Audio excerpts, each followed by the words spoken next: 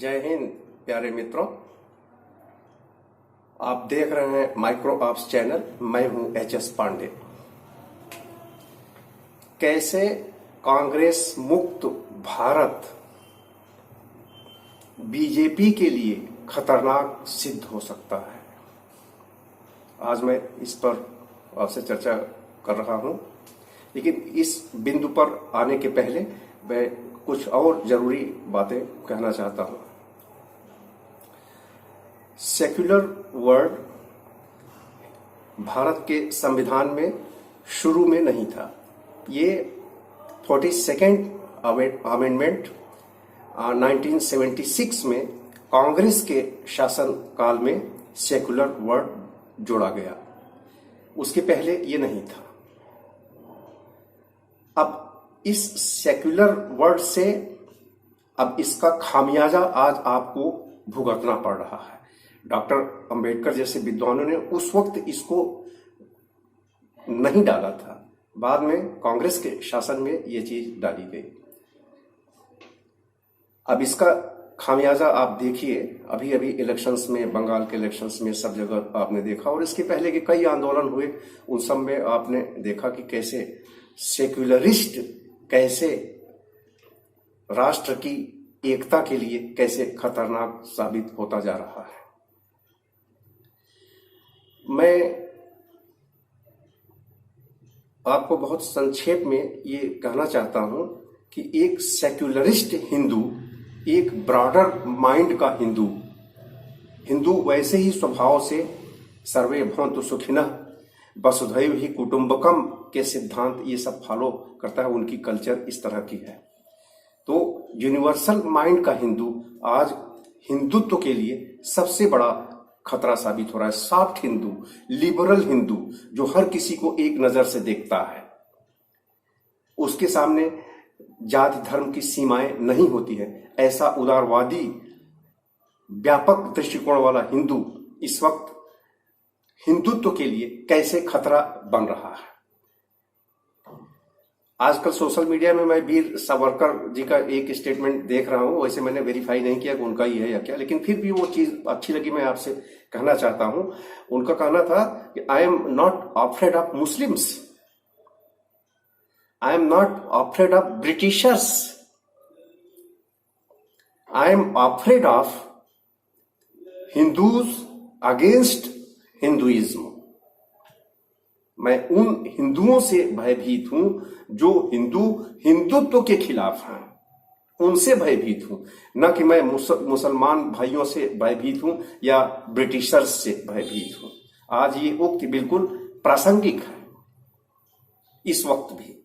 अब आप देखिए मुस्लिम वोटिंग का पैटर्न इस बार 2021 के बंगाल के विधानसभा चुनाव ने बहुत लंबे चौड़े संकेत छोड़े हैं, और इस बार टोटल उस विधानसभा में 44 मुस्लिम विधायक चुन करके आए हैं, जिसमें 43 मुस्लिम एमएलए केवल टीएमसी के हैं, एक आईएसएफ का है, इंडियन सेक्युलर फ्रंट का, और टोटल 44। अब इसके बाद इसी कॉन्टेक्स्ट में आप देखिए, कुछ सेफोलॉजिस्ट और चुनाव विश्लेषक बताते हैं कि जहां पर हिंदू मुस्लिम आबादी का रेशियो 7:3 का होगा या 6:4 का होगा, यानी 7:3 मीन्स 70% और 30% का होगा, 6:4 यानी 60% और 40% का होगा, तो 7:3 में 30% United voters will defeat 70% divided voters, and similarly 40% united voters will defeat 60% divided voters। तो ये पैटर्न आपने देखा बंगाल के इलेक्शंस में बीजेपी को 38.1 यानी कि 38% वोट मिला, और टीएमसी को करीब करीब 48% वोट मिला, 10% का गैप है। और इस पर सीटों का फासला आप देखिए, 213 टीएमसी को, 77 बीजेपी को। चुनाव विश्लेषकों का मानना है कि जहां इस तरह की रेशियो हो 7-3 या 6-4 की, 70-30 या 60-40 की जो रेशियो हो, तो वहां पर किसी भी पार्टी को, इस प्रसंग में बीजेपी को आप ले लीजिए, उसको जीतने के लिए 50 से 55% वोटों की जरूरत पड़ेगी, जो कि लगभग इम्पॉसिबल है। कहीं कहीं तो 50-52% टोटल वोटिंग होती है, 50-55% टोटल वोटिंग होती है। तो ये it is almost impossible phenomena in the electoral politics. That's why ये सिचुएशन बहुत ही खतरनाक है भविष्य के इलेक्शंस में और भविष्य के भारत के लिए। अब इसमें आप देखिए कुछ और एस्टॉनिशिंग फैक्ट्स मैं आपके सामने पेश करता हूं, जो आमतौर पे माना जाता है उसके विपरीत विरोधाभासी लगता है ये, कि कांग्रेस मुक्त भारत बीजेपी के लिए खतरनाक कैसे हो सकता है। जहां पर बाइपोलर इलेक्शंस होंगे, चाहे कोई स्टेट हो चाहे एक जिला हो, दो पार्टियां आमने सामने, मात्र दो पार्टियां आमने सामने हो, जैसे बंगाल के इलेक्शंस में भी आपने देखा बीजेपी बनाम टीएमसी, टीएमसी बनाम बीजेपी, और किसी दूसरी पार्टी का ज्यादा अस्तित्व तो नहीं रहा। तो बाइपोलर इलेक्शंस में जहां पर 60-40 या 70-30 का रेशियो जा रहा हो दो कम्युनिटीज का, तो एक जबरदस्त रूप से यूनाइटेड है, दूसरी डिवाइडेड है। तो मैंने पहले कह दिया, मैं उसको रिपीट नहीं करूं, तो क्या होगा। अब यहां पर अगर कांग्रेस और लेफ्टिस्ट पार्टीज भी मजबूत स्थिति में होती तो निश्चित रूप से मुस्लिम वोट का डिवीजन हो जाता, जो कि नहीं हुआ, जिसका खमियाजा बीजेपी को झेलना पड़ा। अगर डिवीजन होता तो यही सिचुएशन पलट जाती, टीएमसी को की जगह बीजेपी हो जाती, बीजेपी की जगह टीएमसी हो जाती, इस तरह से रिवर्स हो जाता पूरा गेम। तो मजबूत विपक्ष किसी भी एक बड़ी पार्टी के लिए, लाइक बीजेपी के लिए, एक अनिवार्यता है, और कांग्रेस मुक्त भारत बीजेपी के लिए भविष्य में खतरनाक साबित हो सकता है। इसलिए विपक्ष का मजबूत होना बीजेपी के लिए भी फायदेमंद है और समग्र देश की लोकतांत्रिक प्रणाली के लिए भी ऑक्सीजन की तरह है।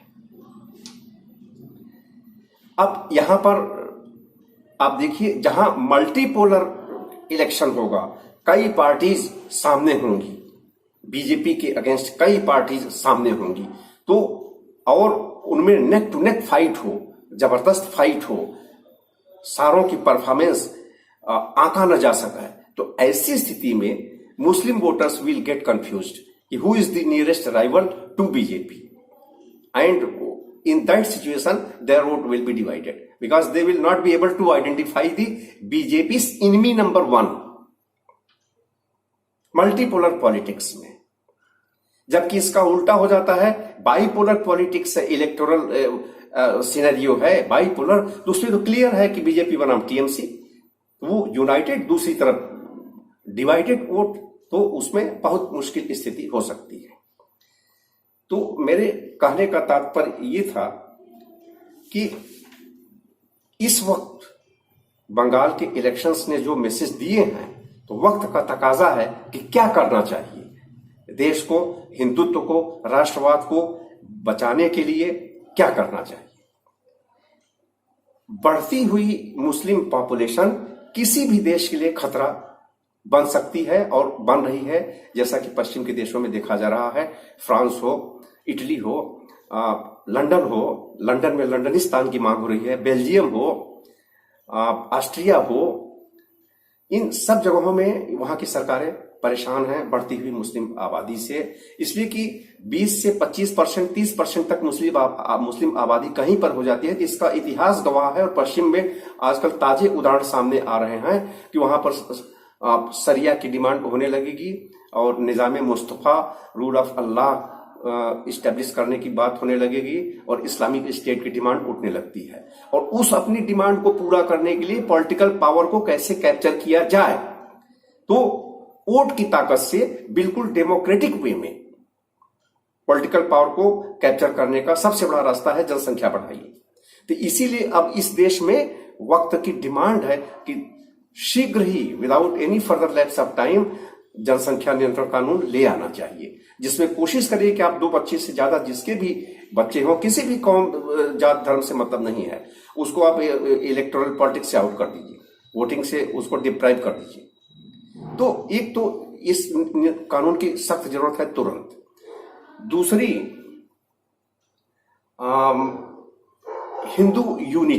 हिंदू यूनिटी इस वक्त अगर आप अपने बॉर्डर्स को सेफ देखना चाहते हैं, इंटरनल इनिमीज जो हिडन इनिमीज हैं उनको न्यूट्रलाइज करना चाहते हैं, जो आम पब्लिक की नोटिस में नहीं होता है, और आप जबरदस्त खूंखार किस्म के शत्रु जो आपके बॉर्डर्स के इर्द गिर्द जो बैठे हुए हैं उनको नेस्त नाबूद देखना चाहते हैं, भारत की सुरक्षा को ठीक ठीक देखना चाहते हैं और आर्थिक प्रगति का भी उत्थान देखना चाहते हैं, तो इस वक्त हिंदू को यूनाइटेड होने की सख्त जरूरत है। Hindu unity is the call of the our.